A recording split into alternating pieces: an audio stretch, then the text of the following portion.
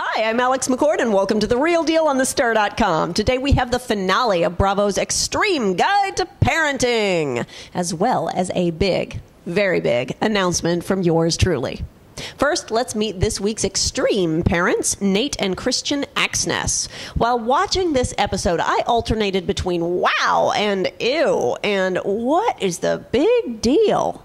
And, true to form, the parents had a business to promote, which I do believe has to be the only reason that any of these parents all season would have signed up to do the show. First, the wow. And I'm not the only one wowing here. I had Twitter questions about it as well. Stephanie Swink asked me, Alex, could you please make a note on The Real Deal? The wives seem like they can't disagree with the husbands. They're controlling, extreme parenting. Eee. So let's talk about Nate Axness. On camera, he came across like a controlling megalomaniac who didn't let his wife speak. Well, he may or may not be like that in real life. I mean, I can definitely speak from experience that it's all in the edit. Nate might just be confident and direct, and certainly his wife Christian is abstract and indirect, so if you juxtapose those two together, you can create a controlling spouse for television. Or he could just be a jerk. Without knowing them, it's kind of hard to tell.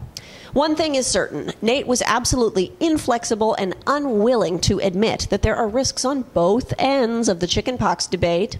Sure, there's a risk of complication from any vaccine, but sure again, there's a big risk with exposure to disease.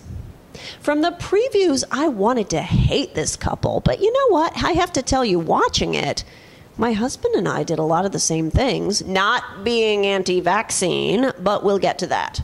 Okay, natural birth, check. Did it twice, so glad I did. Placenta. We let both of mine go, but back then the research wasn't as much as it is now. I mean, this is really no longer extreme. It's mainstream. If we were pregnant again now, I'd probably go for it, but without all that airy-fairy stuff about making prints. I'd go the Kim Zolciak route and do a smoothie. No need to take pictures. Nursing on demand, yep, absolutely. In fact, we did child-led weaning, and both of them kicked the habit by 14 months. There was no 6-year-old unbuttoning the blouse business happening. And yeah, sometimes our boys ran around diaper-free at home.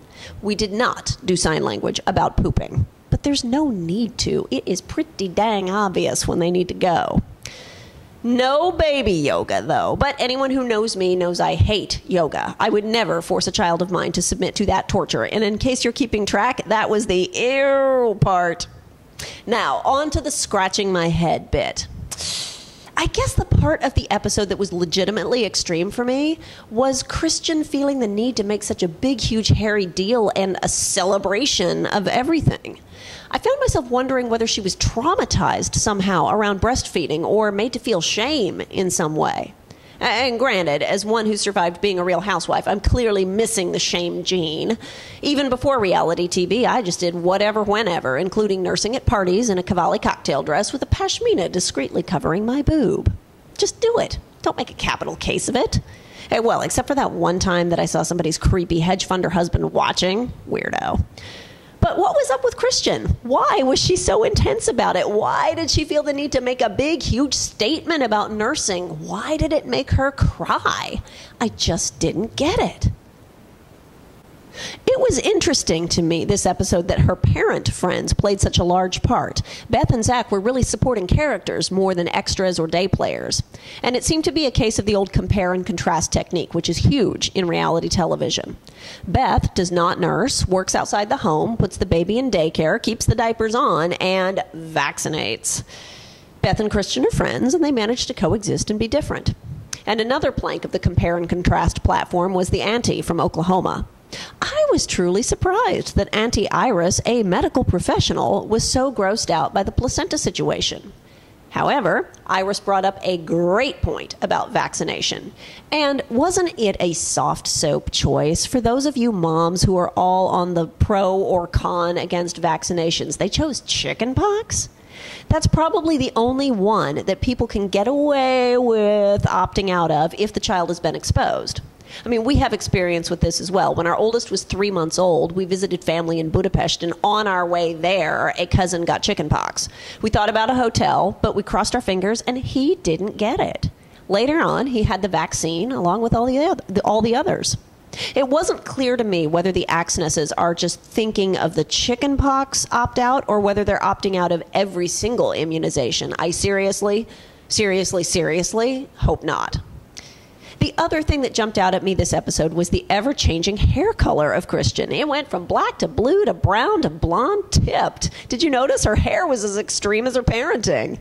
Well, that was the end of the season, and I do wonder whether it will be renewed. I mean, surely extreme parents out there would see this series and run a mile, right? I hope, right? In any case, let's move on to a very big announcement. I have had two very big, very positive changes in my life in just the last month. Talk about getting everything you want all at once. The first part was a secret until today. I have been offered a huge opportunity to develop the real deal for a wider audience.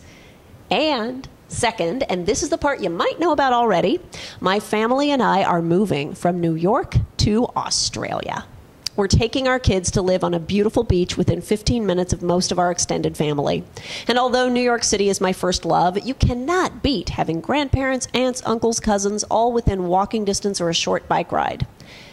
And we are a short drive from a very big TV production area. So, with that, today will be the last episode of The Real Deal on The Stir, as I take the show into development hiatus to work on expansion, as well as packing up the house and the family.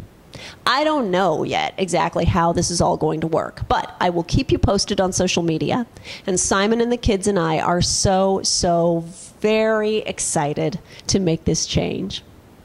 Let me know what you thought in the comments, and thank you so much for watching.